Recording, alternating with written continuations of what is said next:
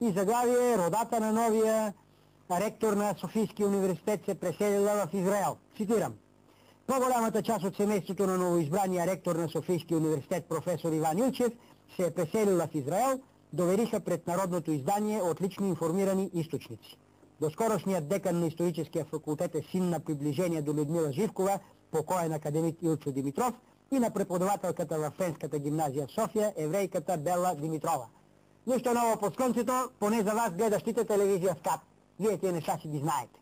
Както и всичко друго, което заслужава да се знае. А за изповодяк на предаването, пък и на родата на Илчо Димитров и на всички техни съплеменници, аз бих казал: отивайте бе, отивайте натам, колкото можете по-количествено. Нали си знаете защо, уважаеми зрители? Няма защо да тъгуваме, ако всички решат да се преселят. Няма обаче да го направят доброволно и точно там е жалкото. Това беше всичко за днес. Благодаря ви, че бяхме заедно.